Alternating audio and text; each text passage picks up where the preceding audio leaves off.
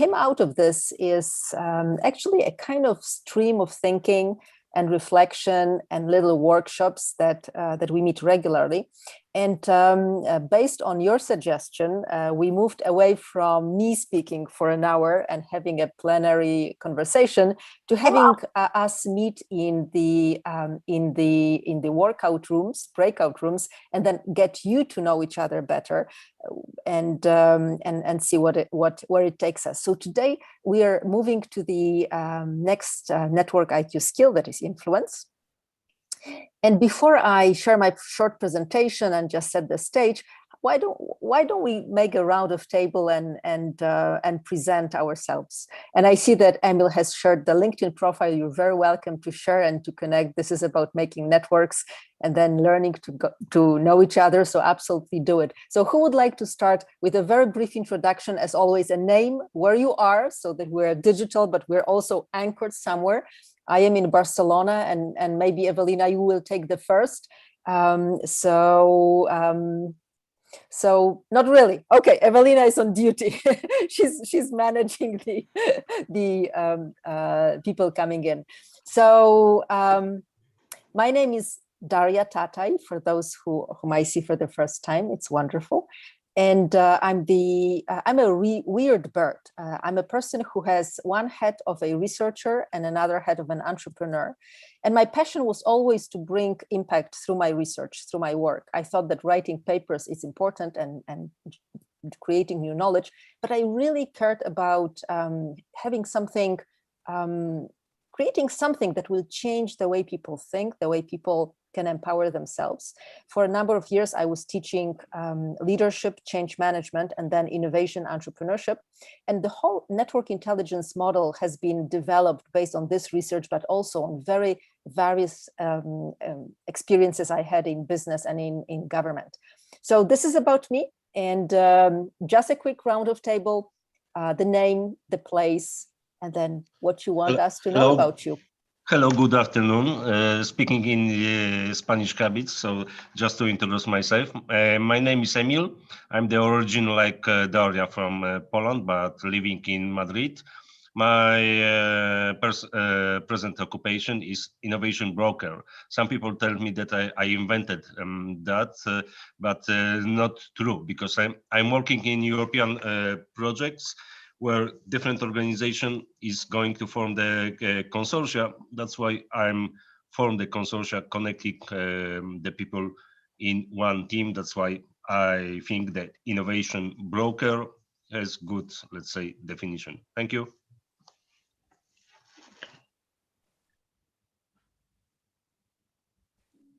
Listen, we are in the Spanish side, as Emil said, so you just jump in, take over. Don't expect me to pull in people. I can carry on. Perfect.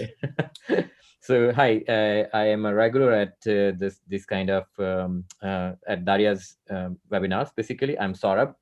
I am in Strasbourg at the moment, seat of European Parliament. I am currently a corporate consultant, a corporate community coordinator for innovation think tank based in Paris. Hello tomorrow, and thanks to COVID, I'm working from home. Thank you. Hi, everyone. I am Irina. I am based in Bucharest, Romania.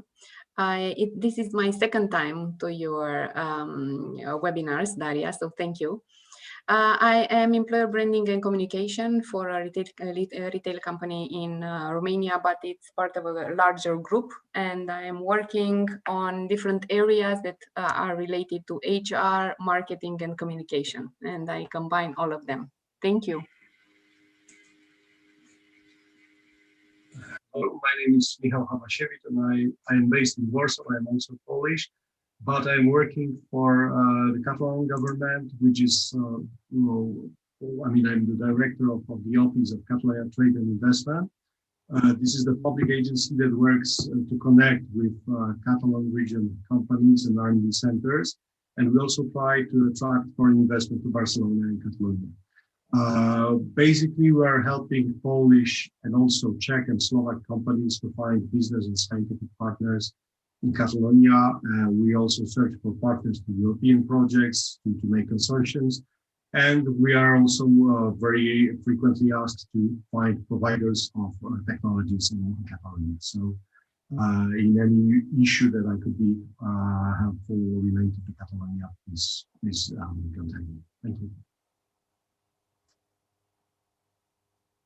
So we're just making, for those who just joined us, hello, Tim. We're just making, and I see Mikel logging in. We're just making around the table. It's not obligatory, but I love people to say who they are, where they are, and share with us what they care about before we start. Hi, Darya. Good afternoon, everyone. This is Tim Wasserman. I'm dialing in from the left coast, Silicon Valley in California, the United States. And it's a pleasure to be with Darya and the rest of you. I've spent my career in the area of strategy execution, working globally, helping organizations really translate their strategies into action. And currently I'm working with partner Paul Marca at Parallax Global Advisors, as well as some of my own work relative to helping people look at the leadership components on how to successfully execute, particularly in an entrepreneurial environment. And pleasure to be here and join. First time. Super, wonderful that you could join us. Mikel, do you want to jump in next? Yeah, excellent. Okay, so my name is Mikel Serracanta. I'm based in Barcelona. So I work for myself. I'm my own company. I'm a specialized in supply chain operations. I've been 27 years working in the industry, in several industries. The last 12 as advisor. So I'm working for small and medium companies and also multinationals. And the last 2 years, I have been specialized myself and the team in the recruiting arena and headhunting. So I'm also a coach. I'm doing trainings in several institutions and business schools. And the last 2 years, I've seen a special development on the talent needs and requirements on the operations arena. So I believe that we need to invest time and efforts to make people, to make companies have better talent to work with them. So that's what I'm doing. Thank you, Darya. Super. Listen, so we have some people who do not have their cameras on. I will love you to turn it on, but I fully respect if you don't want to. But listen, let me set the stage asking you a very personal question. Do you think you're influential?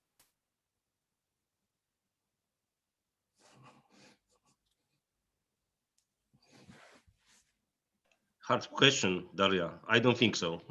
On my level, I don't think so that I'm influential. Maybe for my kids, yes, but not. So I think that my point, Darya, on this should be, this is the question we don't need to answer by ourselves. So I think that our network should answer for us. So maybe if you ask my network, say, is Mikel influential? Then the answer I would say, yeah, that's the answer. It's not me. Exactly. Who knows? Who knows?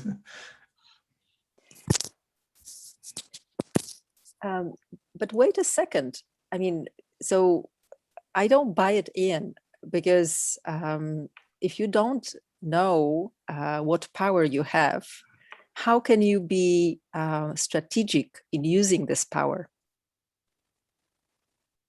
So if you do not know, if you're a driver and you hold the driving wheel and you have a car and a road ahead and a map and you know where you're going, you're influential because you're controlling part of reality, right?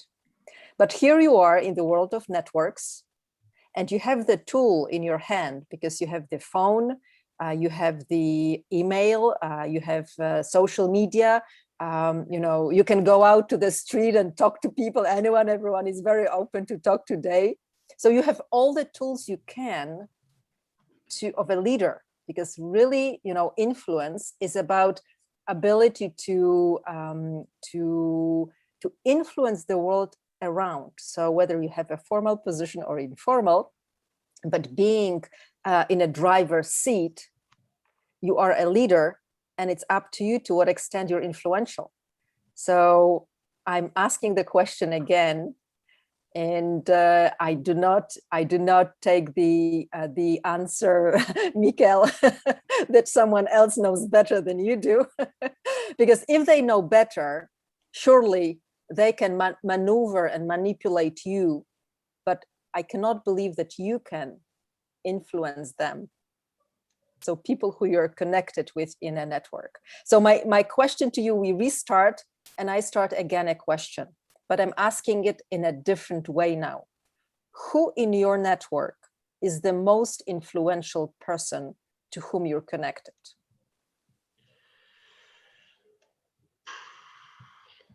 Darya Tataj. Emil, you want me to send you a box of chocolate, right? Yes, exactly. Okay. Yeah, you got the big yes, prize. Definitely, Darya. but listen, it's a serious question, because ultimately your influence is defined by who you are connected with. Hello, Moira, wonderful to see you. Is defined by who you're connected with and what is their power and influence, right? So number one, you must be connected. So Mika, you were very right saying that basically in your network is the power, right? Yeah. It's good to know that you're connected, how you're connected, what is the map of your network, what is the map of your social network, and how are you connected with many different environments that have their own advantages. But it's also very important to understand how central you are in your network and who are the most influential people who you're connected with, right? Because if you're able to connect directly with very influential people, you can multiply your own influence. So let me start again the question. Let's try to talk about this from a different end.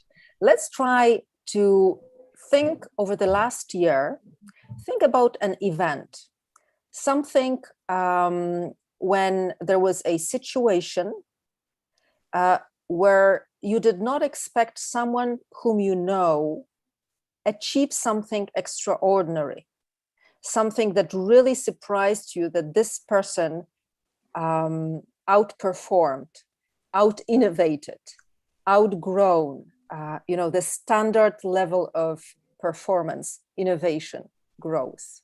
What would be a story in your head over the last year?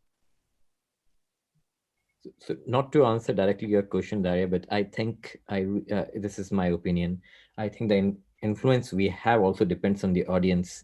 I can have an influence on let's say PhD students and master's students, but when I'm in a new field, which I am right now, I would not say I carry an influence. But when I'm talking to PhD students, I certainly know that I carry an influence. So I really think that it's a particular audience that you can have your influence in, and to another you might not have at all. So as I said, not to directly answer your question, basically.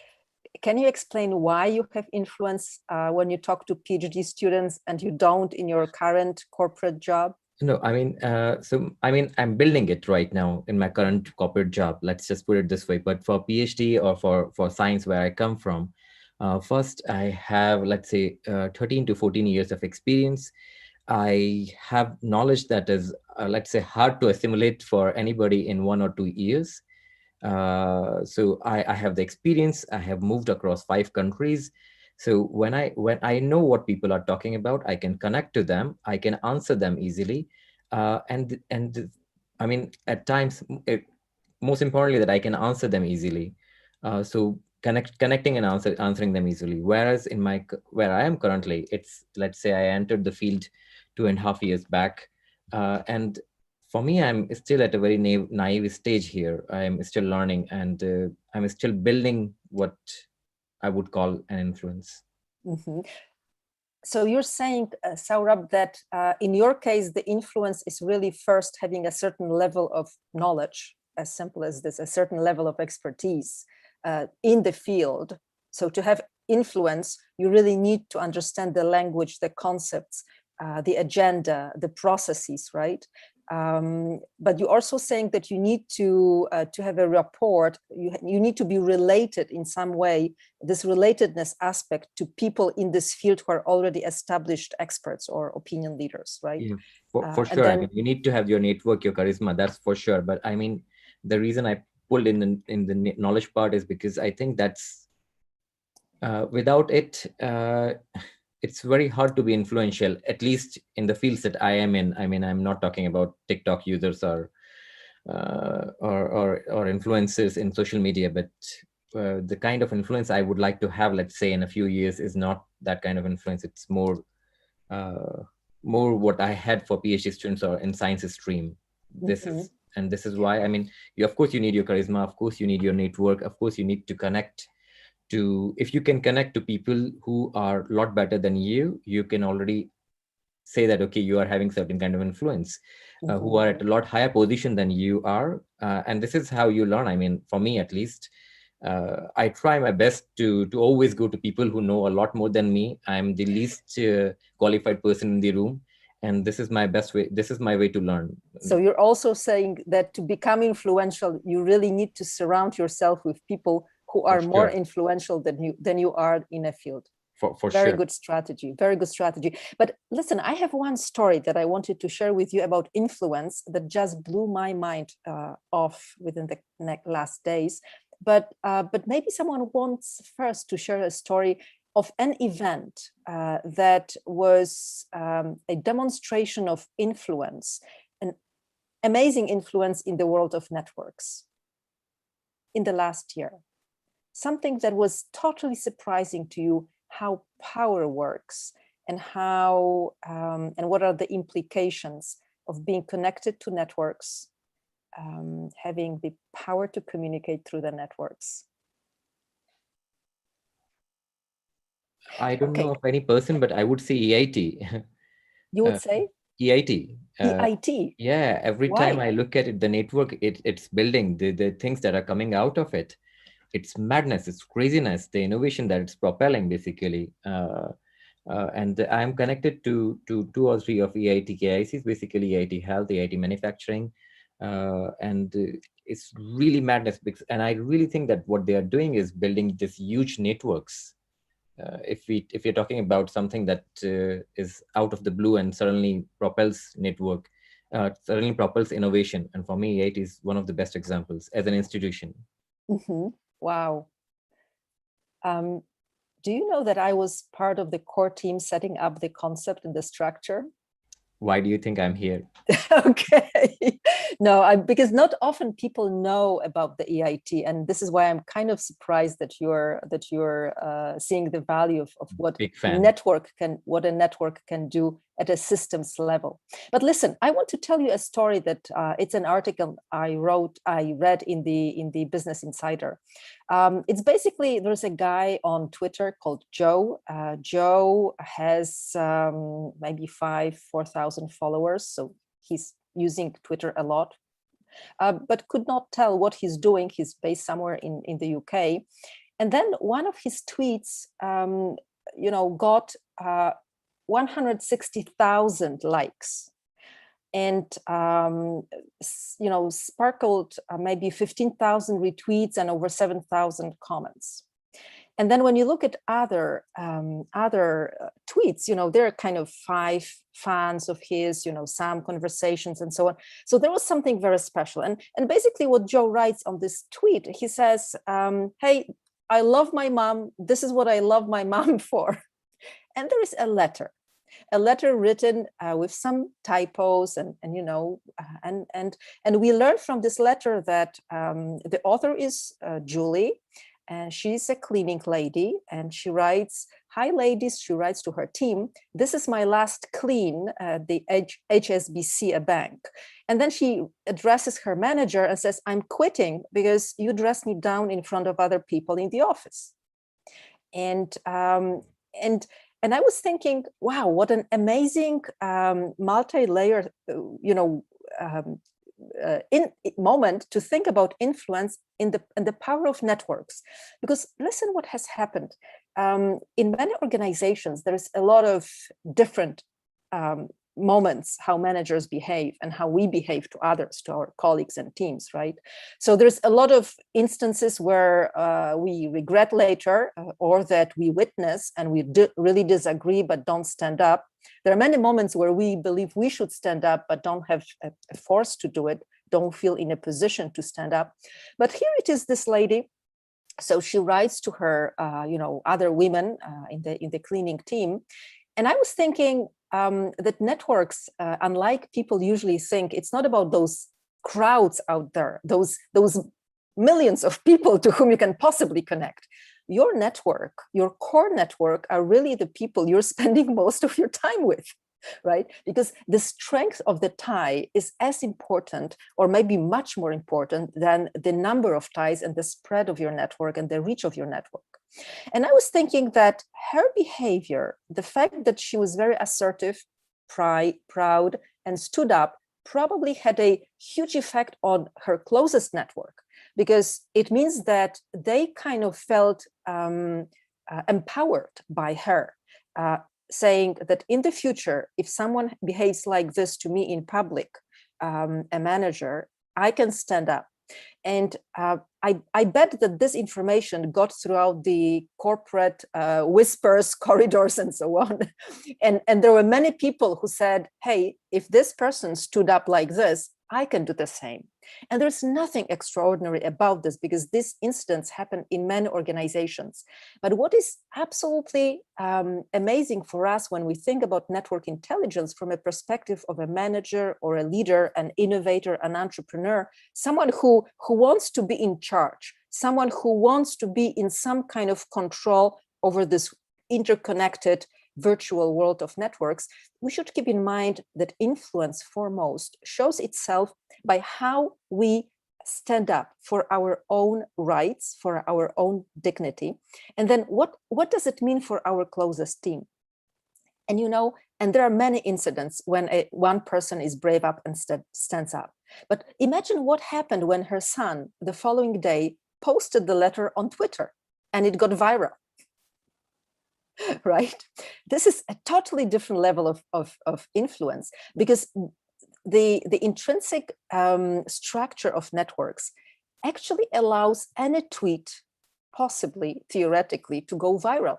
So anything that you do can be on the cover page of the newspaper the following day, right?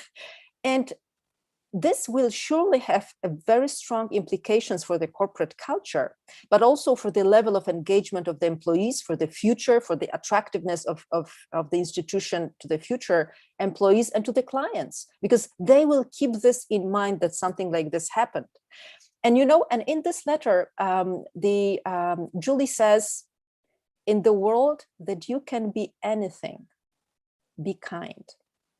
And I was thinking that this is really an amazing message of influence, that even in this kind of sophisticated, technology-driven world, where we are all very privileged here to be able to become anything we want, spreading this level of basic human being kindness is the most influential thing we can actually do.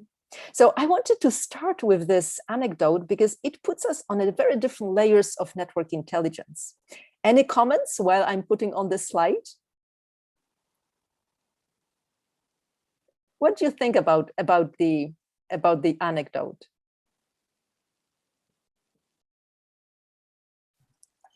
I think that we need more and more of these kind of stories to give us courage, because there are so many things changing that suddenly it's like fashion. At one point, pink it's in trend, and next year you are wondering, should I do this or not? Sometimes people do this kind of act of courage, and then you don't hear for a long time about anything, and your closest network doesn't do anything in this direction, and then you find yourself in a situation where you feel that you would act differently, but you ask yourself, but should I?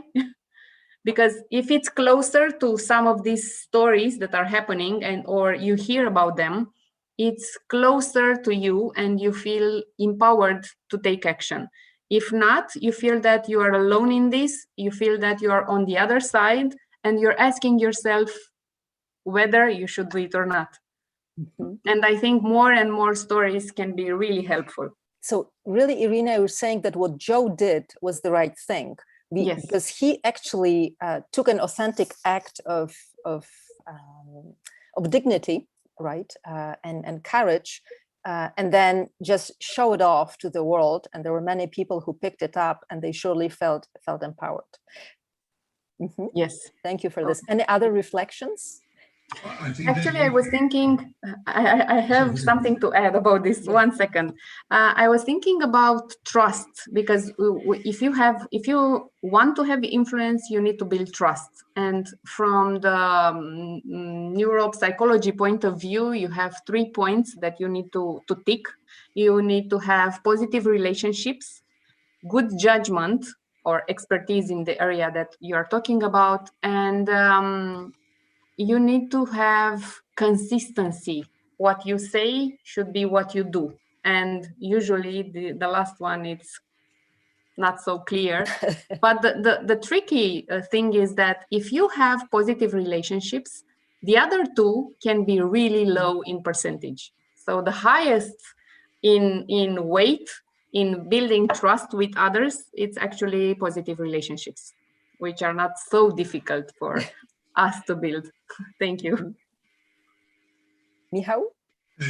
Actually, when I read this anecdote this week, I also thought about what you said, Darya, that like all of a sudden you can be on the front page of the newspaper, so you really have to watch what you're doing. But the good part of it was that when you think about it is that this like very small act of courage was amplified, and I thought that the conclusion I draw was that the good side, that everything can be multiplied, amplified, and made on the front page, is that someone pick up the right history. That like normally nowadays we are surrounded by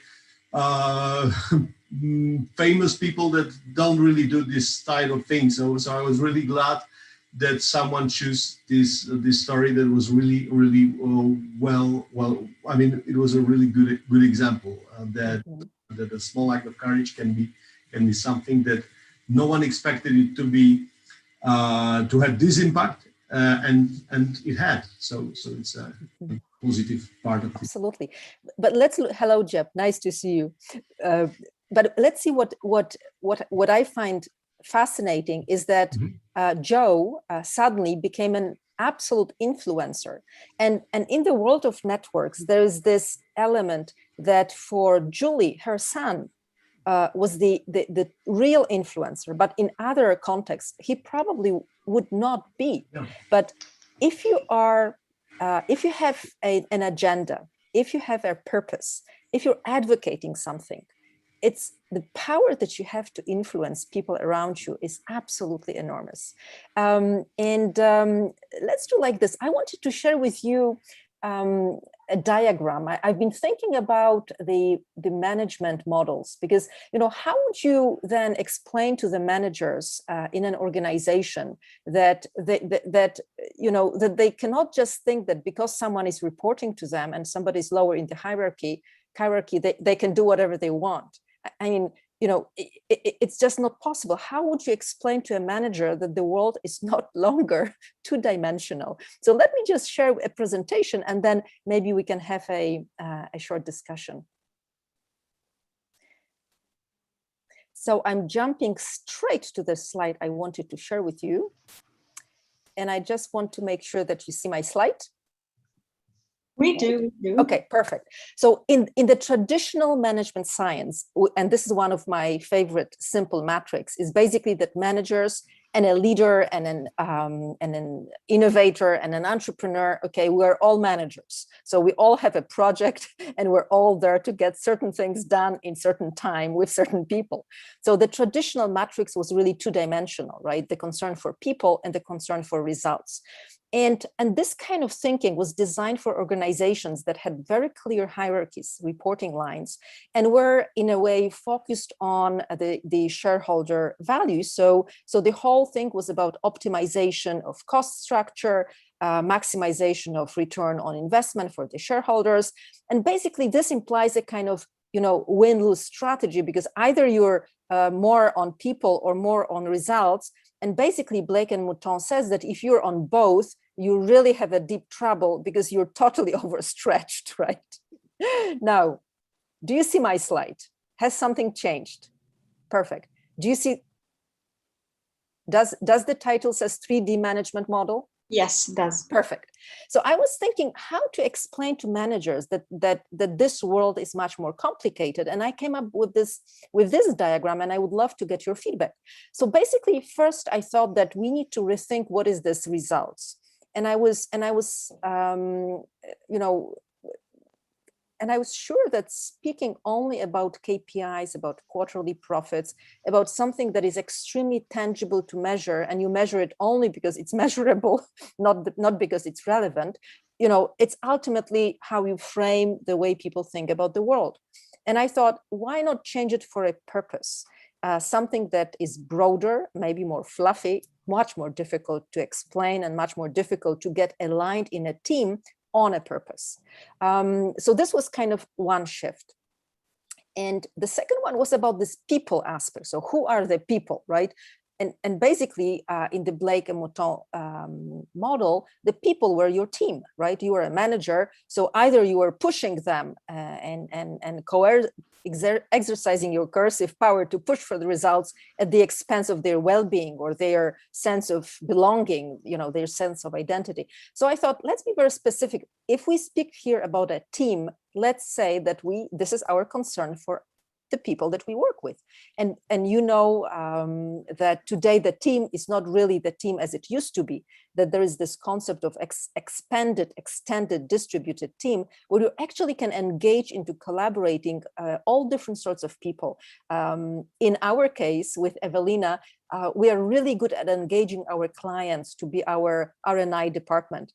And they love co-creating solutions with us. And I'm so very grateful, because what we do is really user-driven innovation. We're trying to be useful for them, and they appreciate this kind of attitude. So the team can be actually including people whom you usually think at the very different end of the value chain. So we're trying not to think in terms of value chain, but in terms of value web, that they are probably getting something out of being in a different role than really thinking of themselves, I'm paying, I'm demanding. And then I added this third dimension, which is a concern for a human social ecosystem. And I thought that it is somewhere in between team and in between purpose, because as you said a moment ago, unless Irina brought it up, that actually this connectivity, this element that you can relate to your ecosystem is maybe much more important than anything else. And if I were to explain what is a human social ecosystem, so let me start with the word ecosystem, right? An ecosystem, I love the biological explanation that you have different species living in certain flocks, in certain ecology, and then there is certain logic in how they coexist.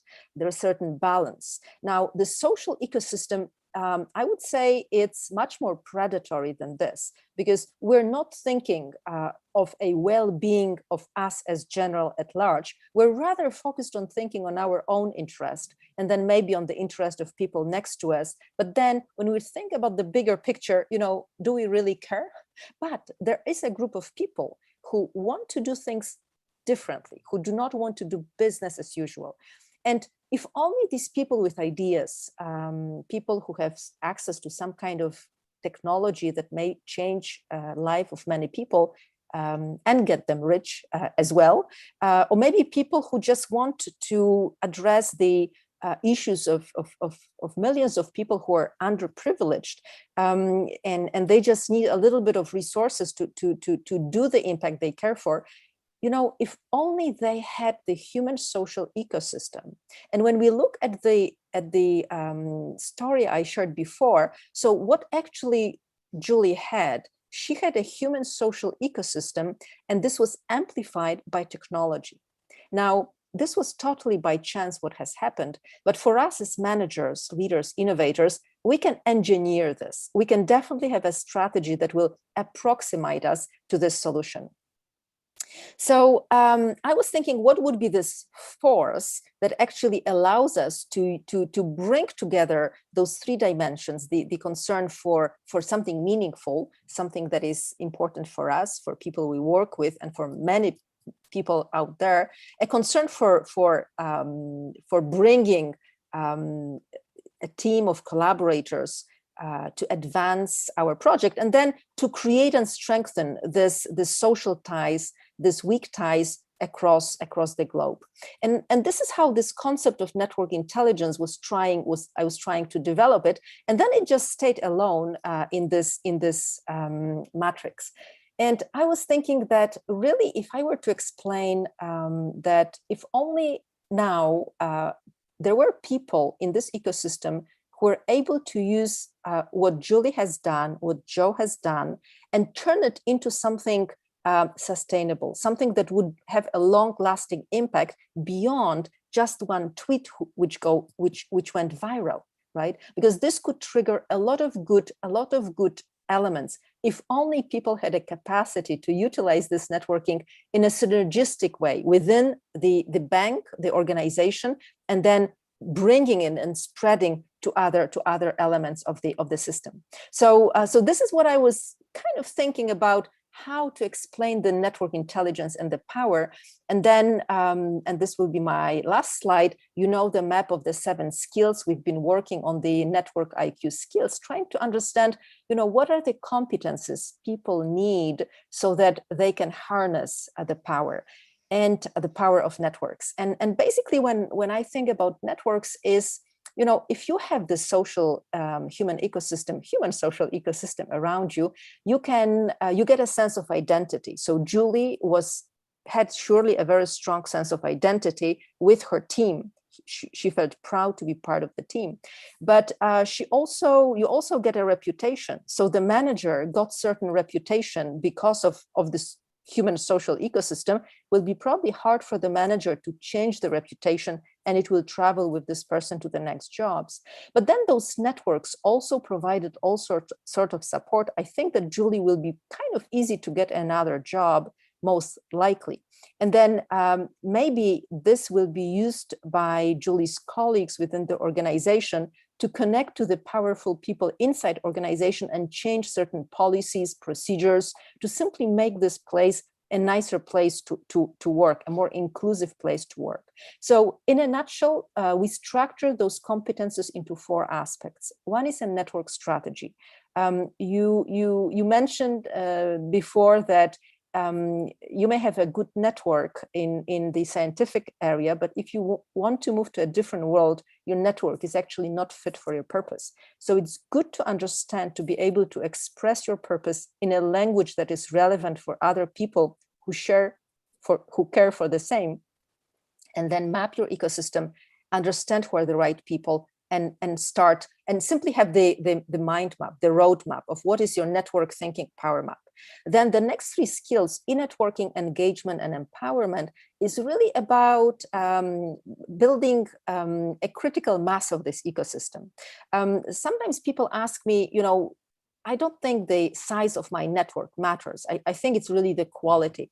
And absolutely, it's the, I see Evelina, someone's wanting to join. And so it's, size matters. If Joe had 600 followers instead of a couple of thousand, he would not have been able to make this kind of impact. This is why it is important to use our digital ecosystem, those digital networks, to build the capacity to be influential at one point. Now, the engagement is about keeping the network together, and empowerment is really to helping other people build their networks according to this shared purpose. The 3rd set is about collaboration and communication. So it's really about shifting people from a network to a community, to this open organizations, virtual organizations that you're able to collaborate at the open ecosystem level. And lastly, there is influence, which is really an ability to change opinions, motivations, or behaviors of individual persons and entire communities based on your centrality in a social network, based on understanding technology, human motivations, and social behavior. So there's a bunch of things you need to know, to understand how to build and use your influence in the world of networks. I'm happy to take any questions for those of you who are new to the methodology, to the network intelligence, and I'd love you to comment on the graphs that we developed, and then we will move to a small breakout session. Any comments? Any questions?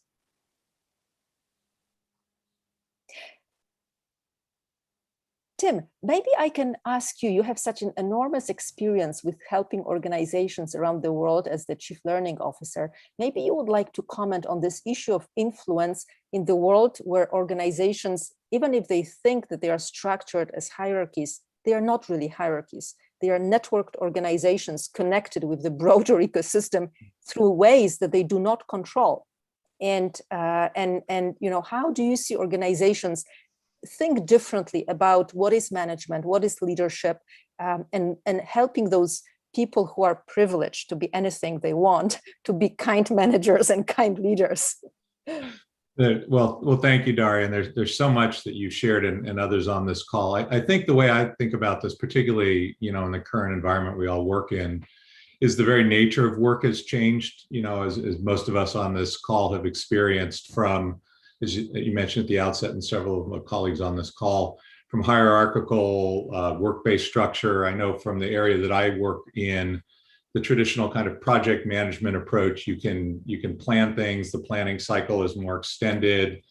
Even the notion of 3 to 5 year planning, which, you know, we all grew up with, and KPIs and the like. And then people are working in their functional structures, and they you know, have assigned responsibilities. And we've seen, I think, through all of our lifetimes and careers, certainly in the last 15 years or so, but it's been exponentially changed in the last probably 5 years. And then in the last year, the whole thing has blown up with the realities of not being co-located and not being able to work in traditional ways. But we know that, I mean, we believe that most work that gets done in organizations today is done through teams, right? They're distributed teams, as you mentioned. They're matrix teams. The formal authority is much less meaningful in terms of getting work done. Skills like influence are increasingly important because people are coming together. They're being assigned to these projects or these packets of work. They're bringing their skill sets. They may be on 3 or 4 different projects. And so how do you get the mind share? I love what you're saying about creating purpose, about creating this ecosystem, because we're competing for time, we're competing for energy, we're competing for, you know, the actual skill set. And so as we pull these work teams together and we don't have that formal authority, issues like managing without authority become much more important. Influence is embedded in that. And I think most of us probably work in organizations that work this way. You know, we may have formal traditional hierarchical structures, but the reality is a good portion of what we do are based on these kind of broad, cross-functional, come together, pull apart, you know, in any moment type teams. So I think that, you know, I've had the opportunity, a mutual colleague of ours, Paul Marca, we've worked at Stanford, and I've had a chance to do some teaching there and put together a program for leaders who are doing strategy execution globally. The #1 requested set of skills in a course that we delivered was called Managing Without Authority. And the very nature of that was this issue about, you know, how do you influence up, across, and down in the organization? So it's not just people on your team, you know, how do you get your colleagues to support your efforts? How do you influence above to get the attention when everybody wants the attention from the decision makers who ultimately may hold the purse strings and the like? So, I mean, this really speaks to me, what the work that you're doing and what we've been talking about. And just the last thing I'd probably say is that we've all experienced the very nature of how we do our jobs and how we interact with others, you know, has completely changed from our experiences in the last 12 to 18 months. But what's interesting to me, both the challenge but the opportunity, is that we now have a common experience that many of us didn't have before, working virtually, working remotely, both the challenges but the opportunities that affords. And networks has a lot to do with those who've been successful during this you know, time of crisis and those who haven't. So I don't know if that was helpful or meaningful for folks, but at least the way I you know, what I've observed, but also the way I've tried to operate is working. I've worked remotely for almost 25 years, almost exclusively remotely, and then those touch points and in this kind of way. And yeah, I think you can be successful, but you have to be very conscious of the types of skills you've been presenting and sharing. Mm-hmm. Tim, thanks a lot for this. I think you really touched upon what was the real need for a new way of thinking. What is management? What is leadership and innovation? Because there was a group who was working remotely in this different type of organization, virtual organizations, networked organizations, but now it has become a mainstream structure. And people really do not have the understanding what it implies in such a simple things as the story I shared. But there are, of course, many different layers when it comes to accelerating projects, digital transformation, all sorts of different issues. And I'm just wondering, Jeb, maybe you want to introduce yourself and comment on this. Hello, everybody. Sorry for being late. I had some problem connecting today. My name is Terraz. I have been with HP for 35 years, and I changed. I moved out from HP. Now I'm working on my own, advising some companies on the areas I believe I can help, which is business and technology, innovation, and also I think what I would say, both what Tim said and what Irina said also resonate a lot with my experience, and I think that I have been working with my team locally in Barcelona, but working with teams in Asia, in the US, in other time zones for the last 35 years, right? And through video conference. And what you said, Irina, is really the key to me. These positive relationships, creating this trust, doing what you said you would do,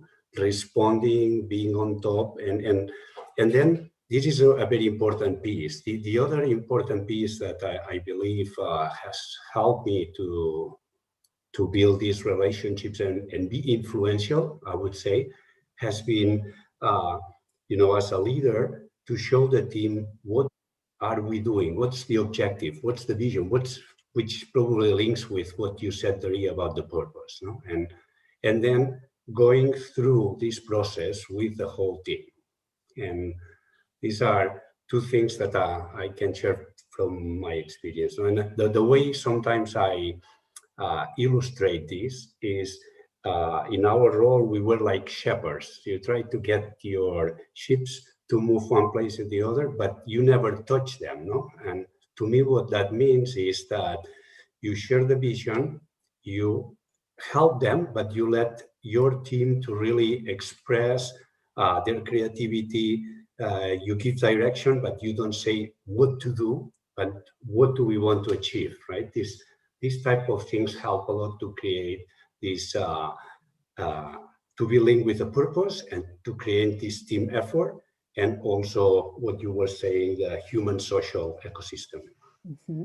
Let me share some observations over the last year. We've been working with different organizations, experimenting with this concept of network intelligence and trying to understand those network IQ skills, which are more important, which are less important, are they positively correlated, and why people are building the relations, because networking sounds like exchanging business cards, but networking is actually about building the human connections, building this human system, right? So we were trying to understand why people are utilizing networking for, if there are certain types of tasks that cluster together, and then what is the correlation between different types of competences for people who say that they're highly effective utilizing this. And there is a fascinating data. I don't want to spoil the publications that will be coming out, but I want to tell you about what I observed when suddenly we had to change to online teaching, online coaching. And we were working with teams who worked with themselves for some time and suddenly moved to online. And my first observation was that the data that we have from before the COVID, that 55% of people in organization are not networked, was absolutely what was acceptable before COVID became non-acceptable after, because being not networked means that you're actually working with strangers. You know just little part of this person within the glass wall of the office. You know nothing about their out of the office life, who they are as people. And we were surprised that 55% of professionals we surveyed all around the world declared that in their organizations, people are not networked. 55%, every second person.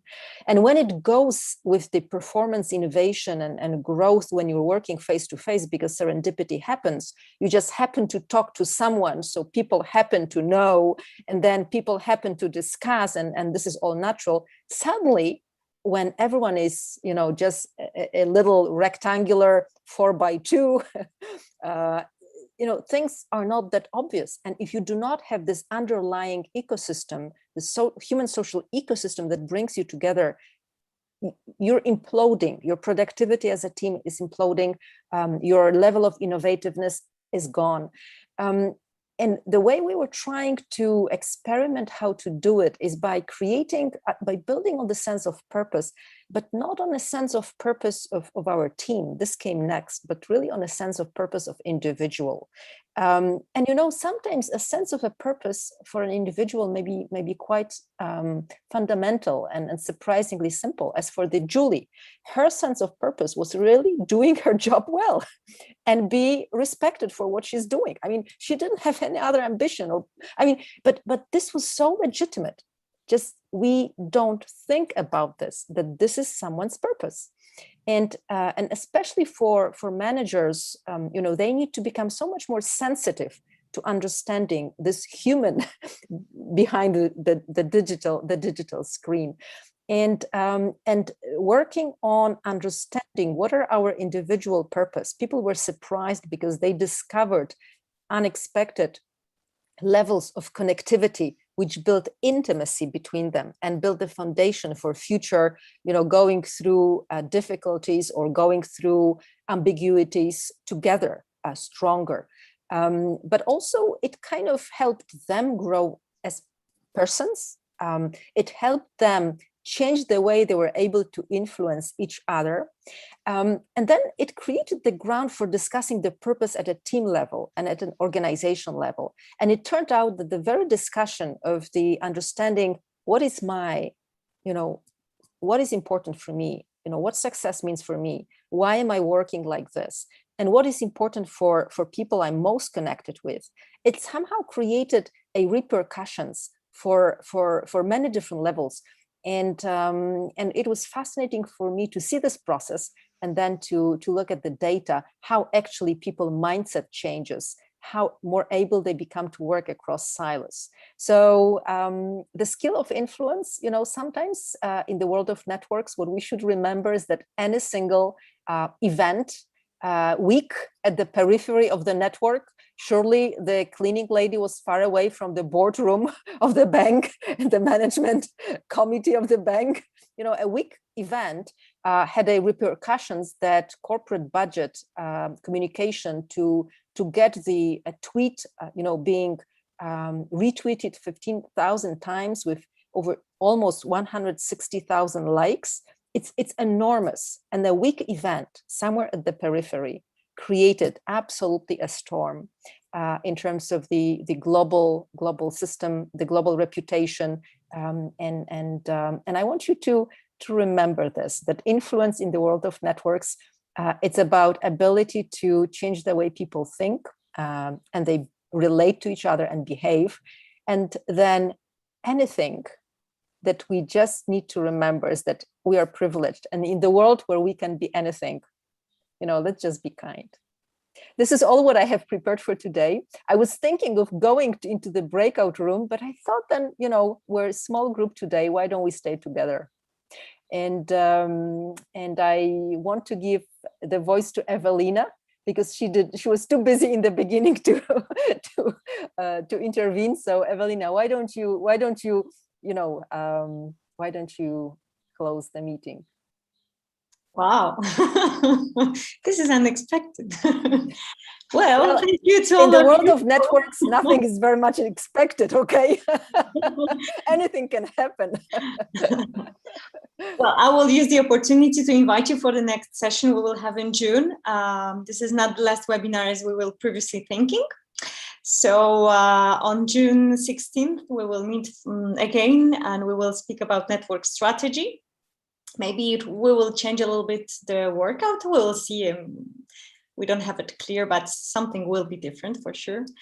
And well, thank you for the session, Darya, for all insights, and to all of you to what you've shared.